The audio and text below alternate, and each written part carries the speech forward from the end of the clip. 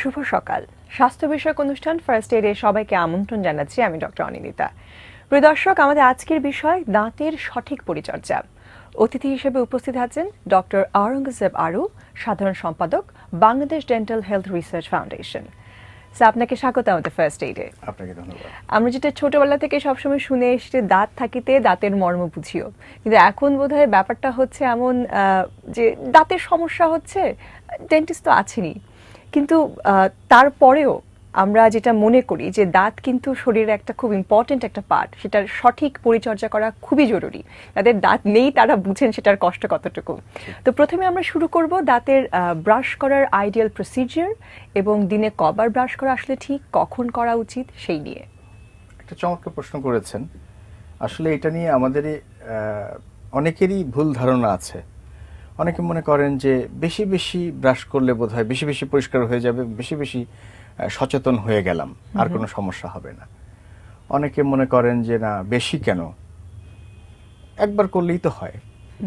আবার অনেকে দ্বিধায় থাকেন যে একবার যখন করব তাহলে কি সকালে করব না রাতে করব। আচ্ছা, আরেকটা জনগোষ্ঠী মনে করতে পারেন যে যেহেতু সকালবেলা আমি কোথাও যাব, সুতরাং দিনের শুরুটা হোক দাঁত ব্রাশ দিয়ে। এই ধরনের মিশ্র বিষয় মানুষের ভেতরে কাজ করে, এটা সত্য। আমি ছোট্ট করে বলতে চাই, কেউ যদি একবার ব্রাশ করতে চায়, সময় নেই তার, তাহলে ঠিক রাতে ঘুমোতে যাবার আগে ব্রাশ করবে। কারণটা কি? ব্যাখ্যাটা হচ্ছে এরকম যে আমি ঘুমোতে যাবার আগে ব্রাশ করলে ঘুমিয়ে গেলে তো আর কিছু খাচ্ছি না আমি। সারাদিন আমি যা কিছু খাচ্ছি, যে ফুড ডেব্রিজমেন্টগুলো আমার মুখের ভেতর আছে, ফুড পার্টিকেল, সেগুলো আমি ওয়াশ আউট করে দিচ্ছি ব্রাশ করে, ফ্ল্যাশ আউট করে দিচ্ছি। তাহলে মুখের ভেতর কিছু থাকলো না। তো মুখের ভেতর যেহেতু থ্রু দ্য নাইট কিছুই থাকলো না সারা রাত, তাহলে ওইখানে কিছু তৈরি হবার বা কোনো ধরনের কোনো ছিদ্র বা কোনো পার্শ্ব প্রতিক্রিয়া বা মাড়ির কোনো সমস্যা হবার সম্ভাবনা নাই। এক্স্যাক্টলি। দেখেন, অনেকে শুধু ভমিট হবে, খারাপ লাগবে, ডিসকমফোর্ট ফিল করবে, যেন সকালবেলা ব্রাশ করে না, হ্যাঁ একটু কুলি করেই চলে যায়, এরকম। এই অ্যাভয়েডিং টেন্ডেন্সি থেকেই এটা একটা অভ্যাসে দাঁড়িয়ে যায় সকালে ব্রাশ না করাটা। তো তাই যদি হয় তাহলে আপনি রাতে ব্রাশ করে ঘুমোলে কিন্তু সকালে আপনার ব্রাশ লাগছে না। আপনি কিন্তু কুলকুচি করেই দিনের শুরুটা করতে পারেন।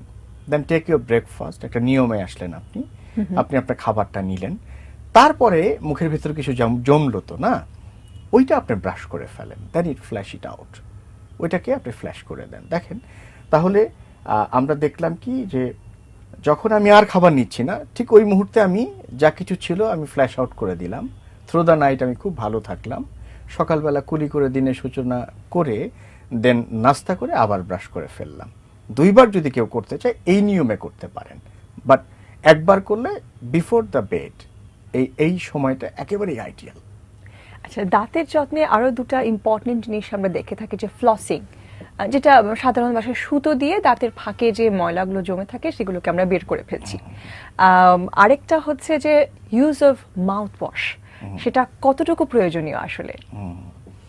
আচ্ছা, এই দুটো প্রসঙ্গে আসার আগে আমি একটু অ্যাড করব আমার আগের, মানে ব্রাশিং প্রক্রিয়াটাও কিন্তু আমাদের ঠিক নাই। হ্যাঁ, কিরকম আমরা এইভাবে ব্রাশ করি, this is not ideal one. দেখেন, দাঁতগুলো এরকম থাকে, উপরের পাটির দাঁত, আর নিচের পাটির দাঁতগুলো এইভাবে থাকে, এই অর্ডারে থাকে, এই নিয়মে থাকে না। তা আমি যদি এইভাবে ব্রাশ করি, লুক, তাহলে কিন্তু এই যে মাড়িগুলো থাকে, দাঁতও ব্রাশ হচ্ছে, মাড়িও ব্রাশ হচ্ছে অ্যাজ ওয়েল। এটা রেজাল্টিং কি, আপনার রেজাল্টে কি দাঁড়াবে? দাঁতও ব্রাশ হচ্ছে, দাঁত তো ব্রাশ হচ্ছেই, মাড়ি ব্রাশ হলে মাড়িটা আস্তে আস্তে ক্রমান্বয়ে নিচের দিকে নেমে যাচ্ছে। তাহলে কি তৈরি হচ্ছে সমস্যাটা?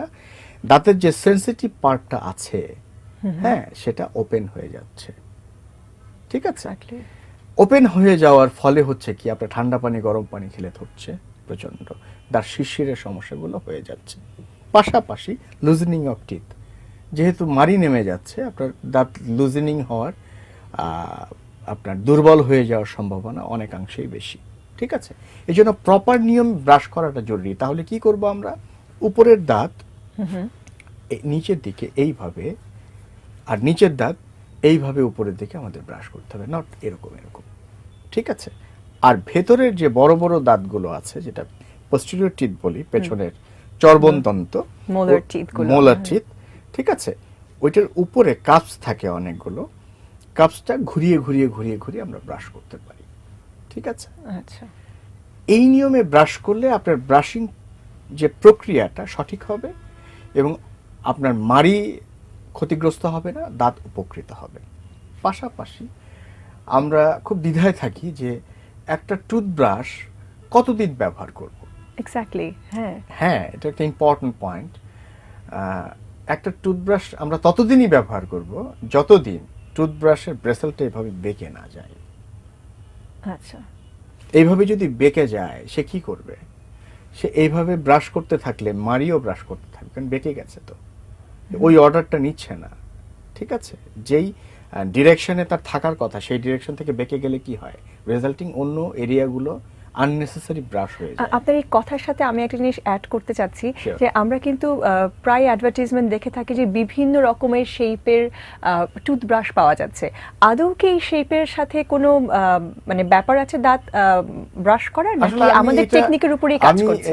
এই বিষয়টাকে 100% সাপোর্ট করব না, তবে অবশ্যই কিছু আছে। Okay. যেমন আপনি দেখেন, একটা স্ট্রেট ব্রাশের থেকে একটা ফ্লেক্সিবল ব্রাশ ভালো কাজ করবে আপনার, যেটার ফ্লেক্সিবিলিটি আছে, মাথাটা একটু বাঁকানো, আপনার ভেতরের দিকে মোলার টিথগুলোতে কাজ করতে বা ব্রাশ করতে সুবিধা সুবিধা হবে। হবে।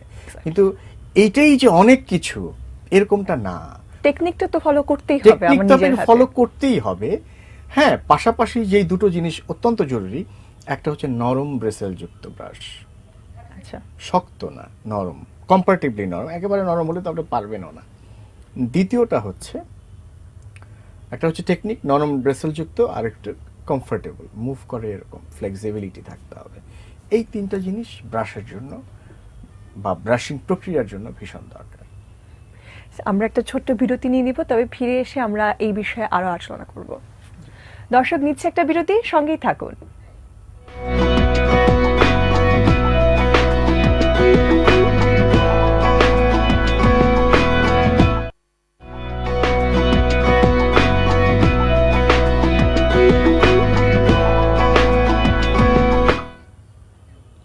আরেকবার আমন্ত্রণ ফার্স্ট এইডে। কথা হচ্ছিল দাঁতের সঠিক পরিচর্যা নিয়ে। আমরা বিরতিতে যাবার আগে খুব সুন্দর করে জানলাম যে দাঁত আসলে কি করে ব্রাশটা করতে হয়। এবার একটা অন্য প্রসঙ্গে নিয়ে কথা বলবো, যে আগে ইভেন আমরাও ছোটবেলায় দাঁত ফেলতে কিন্তু ডেন্টিস্টের কাছে যাওয়ার প্রয়োজন হয়নি। সেই সুতো বেঁধে রেখেছি, কোনো কিছু ধরে বোনকে বলেছি এটা টান দাও বেরিয়ে আসবে, বা এমনিতেই পড়ে গেছে। আজকাল কেন দাঁত ওঠাতে হলেই ডেন্টিস্টের কাছে কেন যেতে হচ্ছে? এটা তো ন্যাচারাল প্রসেস, দাঁত ওঠার ব্যাপারটা, এটা একটু বলবেন হ্যাঁ, আমাদের। এটা আসলে ইদানিং খুব হচ্ছে। কেন হচ্ছে? আপনি দেখেন, এখনকার বাচ্চা যারা শিশু বা শিশু থেকে কিশোরের দিকে যাচ্ছে, তাদের ফুড হ্যাবিটটা কি? তারা পছন্দ করছে ফাস্ট ফুড, তারা পছন্দ করছে চকলেট বা চকলেট জাতীয় প্রোডাক্ট। তাতে হচ্ছে কি, এই যে শক্ত খাবারগুলো, ধরে নেন পেয়ারা, ধরে নেন আখ, এই যে চাবিয়ে খাবার অভ্যাসটা, হ্যাঁ, বা আপনার যে কোনো কিছু হাড়ের ভিতরে মাংসের অংশটা বা কার্টিলেজ বা নরম হাড়গুলো চাবিয়ে চাবিয়ে খাওয়ার যে অভ্যাস, এই অভ্যাসটা কিন্তু এখন বাচ্চাদের ভেতর নাই একদম। ফলে হচ্ছে কি, বাচ্চারা দাঁতের যে প্রপার এক্সারসাইজটা, হ্যাঁ, দাঁত তো শুধু নরম খাবার খাওয়ার জন্য না, হ্যাঁ, শক্ত খাবারও খেতে হবে। কেন? তাহলে এক্সারসাইজটা যদি প্রপারলি হয়, তাহলে কিন্তু দাঁতটা প্রপার সময়ে নড়ে যাবে। আচ্ছা, আর এক্সারসাইজটা আপনি তাকে কোনো প্রেশারই দিলেন না, ঠিক আছে, তাহলে তো সে তার জায়গা থেকে টিল্টিং হবে না, নড়বে না। রেজাল্টিং তখন কি হয়, তখন একটা নির্দিষ্ট সময়ের পর তো আমাদের যে পার্মানেন্ট বা স্থায়ী দাঁত আসে, ওই দাঁত তার নির্দিষ্ট সময় চলে আসে। আর অভিভাবকরা মনে করেন যেহেতু আমার বাচ্চার দাঁত নড়ে না, কোনো অসুবিধা নাই, সুতরাং নিজের থেকে আর দাঁত ফেলতে যান না। হ্যাঁ, আচ্ছা। মানে এটা অবশ্যই একটু সচেতনতার অভাব আমি বলবো। আর প্রত্যেকটা গার্ডিয়ানেরই কম বেশি বোঝা উচিত বা জানা উচিত যে দাঁত পড়বে, এবং কোন সময়কালে এই দাঁতগুলো পড়া শুরু হবে সেটাও তার মাথায় রাখা উচিত। এটার জন্য আসলে আমাদের সচেতনতাটা আর একটু বাড়ানো দরকার। হ্যাঁ, তাহলে হবে কি ওই গার্ডিয়ান তখন ডেন্টিস্টের সাথে কথা বলে একটা ট্রিটমেন্ট প্ল্যান করে ওই পুরো মুখের একটা এক্সরে, যেটাকে আমরা অর্থোপেন্টামোগ্রাম বলি, করে শেডিংগুলা দেখে যে কোন দাঁতের নিচে অলরেডি চলে এসছে দাঁত, এখন না ফেললে আঁকাবাঁকা হওয়ার চান্স আছে, সেই দাঁতগুলো ফেলে দিতে হবে। এটার জন্য ওই ফুড হ্যাবিটটা চেঞ্জ করাটা অত্যন্ত জরুরি, ভীষণ। আপনি একটা জিনিস চিন্তা করেন, ফুড হ্যাবিটটা যদি চেঞ্জ করা না হয়, তার মানে শক্ত খাবারগুলোও যদি না খায় সে, হ্যাঁ, তাহলে এবং এর ফলে ঠিক সময় যদি দাঁতটা না পড়ে, তাহলে যে দাঁতটা বাঁকা হয়ে উঠলো জাগার অভাবে, যেহেতু তার জায়গা আরেকজন নিয়ে রেখেছে, তাকে তো আবার উঠতেও হবে। তো জাগার অভাবে উঠলে আঁকাবাঁকা হয়ে যাবে। এখন আগে খুব একটা শোনা যেত না যে আঁকাবাঁকা দাঁতের চিকিৎসা খুব বেশি এখন চলছে। প্রায় আমরা দেখতে পাই যে ব্রেস লাগানো আছে এখন দাঁতে প্রায়ই সোজা দেখতে করবার পান জন্য, যে ব্রেস এবং লাগানো, এটা টিনেজাররা আবার খুব খুব কুল মনে করে। কুল মনে করে। এক্স্যাক্টলি। এটা কি খুব কাম্য আমাদের? বলেন, নরমাল প্রক্রিয়ায় যদি আমাদের সুন্দর দাঁত আমরা পেতে চাই, হ্যাঁ, তাহলে তো সামান্য ছোটবেলা থেকে ফুড হ্যাবিটটা যদি ঠিক করে Change দিই আমাদের করি। বেবিদের, দেখা আমরা যাচ্ছে যে যেরকম সব করেছি, রোগের সাথে আসলে আমাদের ফুড হ্যাবিটের একটা ভীষণ। ইম্পর্টেন্ট। আরেকটা জিনিস, আমাদের পরিপাকতন্ত্র যেটা, হ্যাঁ, আমরা ডাইজেস্ট, আপনি যদি ছোটবেলা থেকে এক ধরনের খাবারই খান, তাহলে আপনার ডাইজেস্ট যে প্রক্রিয়া সিস্টেম, ওটাও কিন্তু কলাপস হয়ে যাবে। আপনি তখন অন্য ধরনের খাবার নিলে পেট কিন্তু গ্রহণ করবে না। এবার আমরা দাঁতের সাথে একটু মাড়ির পরিচর্যা নিয়েও বলি, যে মাড়ির পরিচর্যা আমরা কি করব। অনেক সময় দেখা যায় মাড়ি থেকে রক্ত পড়ছে, যদিও আমরা জানি এটা অন্যান্য কারণে রয়েছে, স্কারভি, ভিটামিন সি ডেফিসিয়েন্সির জন্য হয়ে থাকে, আবার জিঞ্জিভাইটিস হয়ে থাকে, নানান কারণে। সেই কারণগুলো কি আমরা মাড়ির পরিচর্যা কি করে করব? হ্যাঁ, দাঁতের সাথে আসলে স্ট্রাকচারটা কি, দাঁতের সাথে দাঁত একটা বনি স্ট্রাকচারের মধ্যে থাকে এবং তাকে আবার কভার করে থাকে মাড়ি। হয় কি, যখন আমরা প্রপারলি ফ্লসিং এবং ব্রাশিং প্রক্রিয়াগুলো না করি, ফ্লসে আমি আসবো, কথাটা শেষ হয়নি তখন, তখন হয় কি, দাঁত এবং মাড়ির মাঝখানে কিছু কিছু ছোট ছোট ছোট ছোট ছোট ছোট ব্যাকটেরিয়াল প্রলিফারেশনে প্রথমে ডেন্টাল প্লাগ হয়, সাদা সাদা ব্যাকটেরিয়াল প্রলিফারেশন বা ব্যাকটেরিয়ার আস্তর বলতে পারেন, এবং এটা নির্দিষ্ট সময়ের ব্যবধানে ক্যালকুলাস হয়ে যায়, যেটা বাংলা অর্থ হচ্ছে পাথর। আপনারা জিনিস চিন্তা করেন যে দাঁত এবং মাড়ির মাঝখানে আরেকটা একটা অবজেক্ট, একটা বস্তু, পাথর বসে আছে।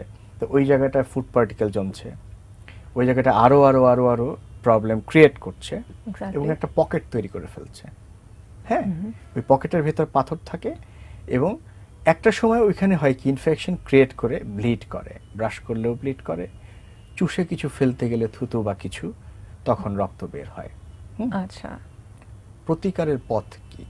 প্রতিকারের পথ হচ্ছে আপনাকে ওই পাথরগুলা রিমুভ করতে হবে। প্রশ্ন হচ্ছে, আপনি কি নিজে নিজেই পাথর রিমুভ করতে পারবেন? না, আপনাকে পাথর রিমুভ করতে গেলে প্রতি 6 মাস পর পর একটা ডেন্টাল চেক আপে যেতে হবে। আচ্ছা, ডেন্টাল চেক আপে গিয়ে, প্রাপ্তবয়স্কদের জন্যই বেশি জরুরি যেটা বলছি আমি, তাহলে ওই পাথরগুলো রিমুভ হলো। কম্পারেটিভলি 6 মাস পর পর তো নিঃসন্দেহে খুবই কম জমবে। পাশাপাশি আপনার কিন্তু প্রত্যেকটা দাঁতের ইন্ডিভিজুয়াল চেক আপ হয়ে গেল, কারণ দাঁত কিন্তু খুব বেশি ব্যথা খুব দ্রুত হয় না, এটার জন্য সময় লাগে। প্রথমে ছোট্ট একটা ছিদ্র হয়, আনট্রিটেড থেকে গেলে চিকিৎসার অভাবে ওইটা বড় হয়, আরো বড় হয়, আরো একটু ভাঙে, একটা পর্যায়ে নোটিসেবল হয়, লক্ষণীয় হয়। হ্যাঁ, তখন হয় কি, তীব্র ব্যথা হয়, তখন ডেন্টিস্টের কদর যায় বেড়ে। এটাই হচ্ছে কারণ। সুতরাং আমরা যদি প্রথম থেকে সচেতন থাকি, তাহলে কিন্তু এই অবধি বিষয়টা আসে না। ব্যথা পর্যন্ত আমরা দাঁতকে কষ্ট দেব না, সেটাই হচ্ছে আমাদের কথা। অবশ্যই। আমাদের সময় খুবই অল্প, এর মধ্যে 2 মিনিটের মধ্যে যদি আমাদের দর্শকদের উদ্দেশ্যে আপনি কিছু বলেন। জি, আসলে আমাদের খুব সামান্য পরিচর্যা করলেই কিন্তু দাঁতকে আমরা খুব সুন্দর রাখতে পারি, সুস্থ রাখতে পারি। এবং দাঁতের জন্য অবভিয়াসলি আমি বলে দিব যে কোনো ডেন্টিস্টের কাছে যেতে হবে না। 1 নম্বর পয়েন্ট, যে আপনি অবশ্যই রাতে ঘুমোতে যাবার আগে, একবারও যদি করেন, রাতে ঘুমোতে যাবার আগে সঠিক নিয়মে দাঁত ব্রাশ করবেন। ডেন্টাল ফ্লস ব্যবহার করবেন। দুই দাঁতের মাঝখানে তো আর দাঁতের ব্রেসেল পৌঁছয় না, এই জন্য মোম মিশ্রিত সুতা আছে, ওটা দিয়ে পরিষ্কার করবেন।